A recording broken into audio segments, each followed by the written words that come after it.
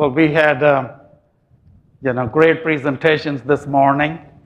Before I get going here, I do want to mention to you that please, you can start thinking about your questions.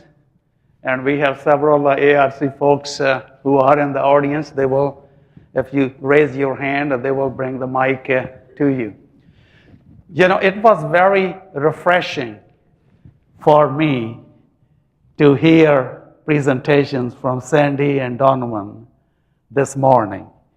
I remember all these years, we as kind of suppliers always pushing new technologies to our customers. But here we had two customers, they were asking for newer technologies. They are, challenging suppliers. We have these problems. We think, some of the new technologies can help us. So I like to start with with you, John. Maybe if you could address a little bit. I understand you certainly have knowledge. ABB been part working with ExxonMobil, and I think Donovan presented very similar challenges. How is ABB planning to meet the needs of ExxonMobil and other customers in the audience going forward? You hear me? Okay. I think number one is it's really in three areas where we're focused, and one is our commitment to R&D. We have about 8,000 scientists around the world, and we invest about $1.4 billion a year in R&D. So, we're always out there trying to find new innovative ways to come up with new technology or leverage technology that's out there in the marketplace. So, one is a big focus on R&D. The other thing that we do is that we also have a business called Equity Ventures, ABB Ventures, Technology Ventures. And what we'll do is we're surveying the market all the time, looking for companies that have, we think, leading edge technology that'll help our customers in the future. And what we'll do is we'll invest in those companies, take equity in the company, and then we'll partner with those companies in terms of developing the technology and also bringing it to market. And then the other key thing that we do is that we collaborate with universities. There's about 70 universities right now that we're working with. And what we do is that we fund those universities in terms of research projects. We go out and look for some of the best, brightest scientists, professors, and grad students out there that we think can help us and help our customers be more successful down the road. So those are key things that we do in terms of being out in the front of technology. Good. Mike, you like to take it on? Right. Yeah. In addition to some of the elements that John spoke of, working with external entities, we of course work very, very closely with our client base in structured communities and structured forums to ensure that we understand very, very clearly where our clients are headed, what some of the expectations are that our clients have with respect to new technology, and the rate of adoption, frankly, of new technology. And I think we're all very, very clear that the rate of introduction of new technology has certainly increased. The velocity of new technology into the marketplace has increased. And one of the challenges, and frankly one of the cornerstones of our philosophy, has been to help our clients, what we like to say is future-proof their systems and ensure that the investments that they've made over time are protected as new technologies come into the marketplace. In speaking with a lot of our users, the interesting point to note is that when these systems are actually decommissioned, they're at their typically their highest point of value. There is a tremendous amount of know-how, of applications that go into these systems and technologies, and it's very important to protect that and to be able to move that forward. So, in addition to providing and securing external views on technology, we really, as part of our philosophy, have a cornerstone that says that we're going to protect our clients from the rapid evolution of technology as we go forward. Thank you. Sandy, you mentioned this one technology, DICE, that's not available. I know you're working with these suppliers. Are you getting any indication when you're going to have that? we don't have an official date, but Okay. we feel it'll be fairly soon. We don't think that that particular technology is, like I said earlier, a step change. It's really an extension of the smart I/O capability. And so we've already had discussions with all of the providers about what we're looking for. We're starting to see some suggestions about how to meet that. So we don't think it'll be long before we'll have it, but we know they're working on it, so it won't be long. Good. Maybe this year? Yeah, actually, we hope. Our needs are dictated by our project portfolio, and so what we've said is this is now the default for our systems. The conventional approach will be the exception. And so if a provider wants to get our business, then they're going to have to provide the technology. And so that provides a big incentive to expedite the development. Donovan, clearly way out there, I hope, how could these suppliers help you out, and the mines in South Africa, and the rest of the world, all of where you are? Is there something these suppliers, are they responsive to your needs, or can they do something to perhaps serve your needs better? Yeah, I think the majority of our the majority of our suppliers are extremely responsive. We have a very close relationship with ABB, for example. They have a wonderful program called Mining 2.0. They're showing an extreme amount of interest in terms of the R&D that they do, particularly in the mining industry. A lot of it comes in based in Sweden, and they've got a lot of really good mines in Sweden where they're able to test a lot of that. We are partners in that development. We have similar arrangements with Siemens and some other vendors. The vendors that come from the traditional process industry are extremely responsive. I think the vendors that come from the mining industry and the mining specific vendors still have some maturity to go through in terms of where they get to. I think that is changing, but the pace of acceleration in terms of change and responsiveness, I think is at a different level in the process industry as what it has come from the traditional mining vendors. So we're working at it, we're driving hard. We see the good example set by the process industry, and we're trying to replicate that in the mining sector. Excellent. Could we have a show of hands, please, with some questions? I would say, by the way, even those customers, end users in the audience, if you have your challenge that you like to present to the suppliers, you can also do so as our morning speakers did. So let me see, could we have show of hands? Okay, we have a question over here.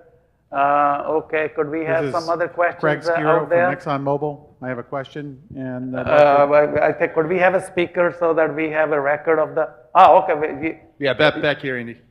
Oh, okay, all right. Good Go morning, ahead. everyone. My name is Craig Skiro, and I'm one of Sandy's many, and I work for ExxonMobil Development. And so the question I'd like to address to Mike and Jan with respect to abnormal situation management.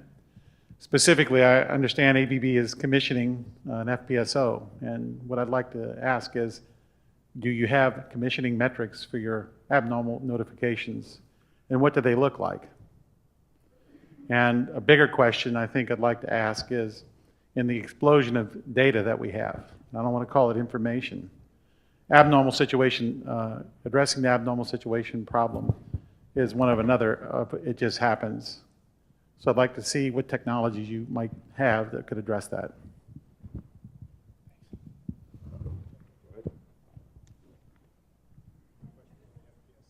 Yeah, if you look at it in terms of all the data that's out there, I mean, I can't get specific on abnormal situations, but what I can tell you is that, I mean, we're spending a lot of effort, and we have a lot of tools in terms of where we're taking data up into the cloud or on virtual servers, and really doing deep dive analysis on it to help our customers be better. And the specific example, I can't tell you what we're doing there, But what I can tell you is we have solutions out there to help our customers identify if there's areas that are high risk in terms of safety. From Vintex, we have solutions out there to help our customers in terms of getting better control performance. And we have solutions out there to help troubleshoot process problems as well. So that's about all I can say. Yeah, in terms of specific metrics, I'm not in a position to share the specific metrics at this point, but I would say that a lot of our investment, a lot of our focus has been in the area of visualization and contextualization of the massive reams of data that our operators and engineers are faced with. So we've made significant investments, particularly in our software business, to not only capture data, but contextualize that data in a form that can be effective for the operating facilities and for the operating individuals within the facilities. Good. Thank you. I think we have a question over here. One follow-up, just to make it clear. At the end of the day, the alarm rate that the operator sustains is the most effective measure of success or failure of your automation.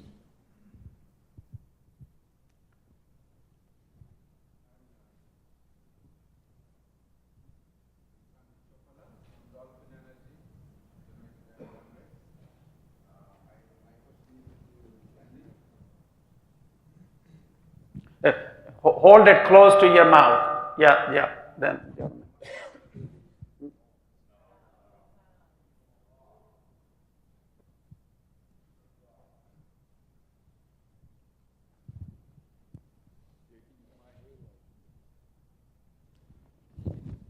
Sorry about that.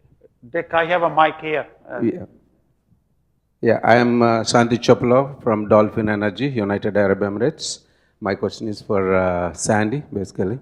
I would like to know about the roadmap you have agreed with various vendors, if there is any for smart IO, and also how you are able to convince EPCs, basically. They are so much used to that traditional approach, and what was their reaction when you have shared these ideas with them?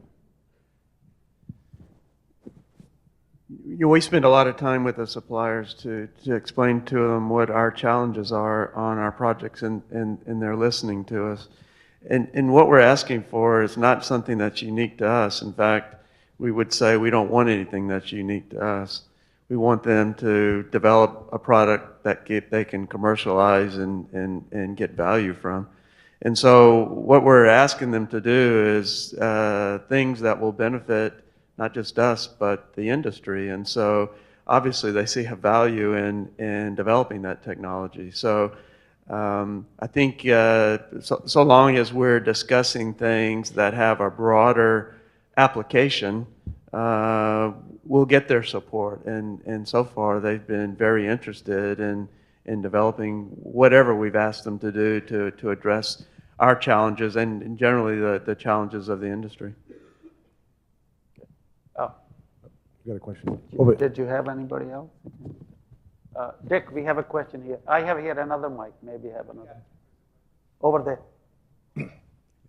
I'm Dan Hine from Styron, and this is maybe a question for the entire panel. From the perspective of both users and providers of technology, human change is really one of the problems that we're facing individually. As an example, when was the last time you got into an automated vehicle called a rental car and couldn't figure out how to start it, how to actuate the navigation system, or figure out even how to get out of the parking lot safely? What are you doing from an end user or from a supplier perspective to help our people understand how to figure out how to use these highly integrated systems? Well, who wants to take the challenge? Go ahead, Mike. Yeah, I think that's one of the biggest challenges that we face as technology providers is to take these very rich and robust technologies and deal with the changing nature of the workforce and allow our engineers, our operations folks to quickly understand the technologies and to apply these technologies in a way that is going to drive business performance and business results. We've invested significantly. Yesterday, we made an announcement around our APC technology, our advanced process control and modeling technology, that we think takes a dramatic step forward in terms of ease of use and quickly compressing the time to take a very, very complex technology and apply that technology in a way that gets you to benefits much more rapidly. And I think as we look down the road and think about how technology will continue to evolve, one of the areas that's incumbent upon us as technology providers is to do that in a way that allows our users to quickly deploy these technologies in a way that's safe, reliable, and derives the kind of business benefits that you expect. The user community, the nature of kind of the emerging workforce and their relationship with technology is quite different, certainly, than it was when I came into the technology field. I mean, we wanted to understand how technology worked, what was under the hood, if you will. And the next generation of engineers and technicians and operators wants to use it as an appliance and get their job done as quickly as possible and not be bothered by what's underneath the hood. Good. I would add to that is I think a couple things with the platform we offer. I mean, with its object and aspect technology, what it can is bring information in from other systems. For example, I mean, if a person wants to see how this valve or how this piece of computer hardware works, they can pull up the instruction manual with pictures right up on the operator screen so they can read it right away. I think the other area that we're working very hard is around mobility and allowing service personnel, also operators, maintenance managers to have in their hands via their smartphone or its iPad information about the process and the tools that they're working with. So that's another area that we're working on. And I think with what's going on and with augmented reality, I mean, that technology is going to continue to get better and better and better. Sandy, would you like to add anything more? That's what you're trying to do, I guess, with some of the challenges. Yeah, we see that as very important, and we've got to make it simpler. Not so complicated. If it's difficult, then it won't get used. I mean, we've installed many things in our facilities that never get used the way they're intended because they're just too complicated to either use or to maintain. And so, yeah, that we're encouraging the providers to develop things that are simpler and less complicated. Donald? Yeah, this is a problem that we face every day. A very real example is if you take the massive haul trucks that we operate, when you start bringing in the safety systems that come in, so for instance, the collision avoidance systems, the fatigue monitoring systems, load monitoring systems, you'll find that every single one of those comes with its own input device. It comes with its own set of alarms. Those alarms sound similar and they mean different things. And so we spend a lot of time around the idea around interoperability, around interfaces, around how do you allow an operator to get more and more technology, but to actually make his life simpler. At the end of the day, you don't want people to put pieces of chewing gum over, alarm outputs and things like that, because eventually you just get all of these nuisance alarms and you have no idea anymore what it is you're trying to achieve. So that was part of my talk today, is how do we get that right? How do we get the groups together where we don't want people to share their IP, but if we have a common sign for a stop button, a common sign for symbols, etc., those things go a long way, and those things are really not about competitive advantage, around any of what the suppliers should have. They should be trying to add value in how do we stop your machine safely. Those are the kinds of issues that we want them to focus on, and not to worry about how things look, etc. We would like to get some form of standard. The agricultural industry has gone a long way to do this, where you can get common implements that fit onto machines, and there are standard ways of being able to display that. We need to get to those same levels, but it's a very real problem for us. We have another question up there. Yeah, Dave Garrett, Styron. Maybe start out with John and open up to the whole panel. What kind of technologies are you guys working on to help project folks implement faster and let's say less expensive, including not just the hardware, what we've heard about, but also the software, so the entire project? And are these technologies persistent? What benefits might they provide after startup? Yeah, I would say in our operation here in North America, I mean, one thing that we're really working on is around working with our customers on standardization in terms of, you know, trying to make a process area standard, and you can repeat it over and over and over again. So you only have to engineer it once. I mean, so that's one area we're working on. That's with our software. We're also trying to do that around hardware as well. You know, get as much standardization as we can, because once you get standards in place, a lot less engineering is required. On tools, I mean, I think I can't really comment, but we have companies that we work with. I think you're aware of them, who we work on, proprietary tools to help convert their code over into our code more efficiently as well. So we're working on that area. And then the other areas is around people. I mean, at the end of the day, this is about people and making sure you have the right talent on board and the right talent, and have them trained properly so that they can execute a project very quickly and on time and on budget. Would you like to add anything more, Mike? Yeah, I think in addition to some of the points John made around the work processes and some of the tools, there are some paradigms that Sandy mentioned earlier, and that is around, you know, very simple things like the obviating the need for hardware acceptance, factory acceptance testing, and running sort of a software and hardware track in parallel. Those are areas that dramatically impact project schedules, project costs, and you know, frankly, I think are sort of frontiers that we're all focused on, and the user community can really help by pulling, you know, some of those ideas.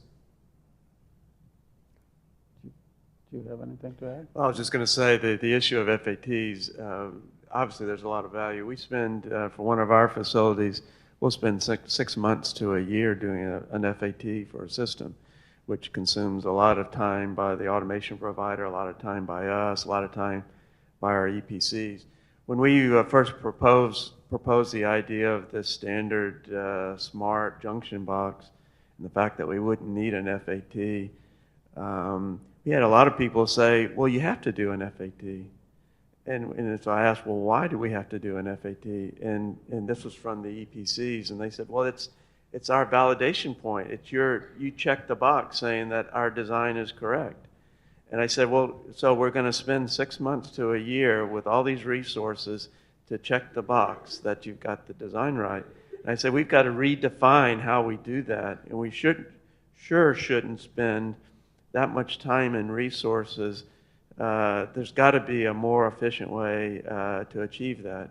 And so that's kind of the paradigm changes that Mike's talking about. We've got to really change the way that we've historically done it, because there's many things that we just don't have to do anymore. Let's go to over there. Go ahead, Larry. Good morning. My name is Dan Lane with Nexon. The question I'd like to ask is, I mean, we all have to make money. That's what we're here to do in the oil and gas industry. And in order to do that, we need to reduce cost.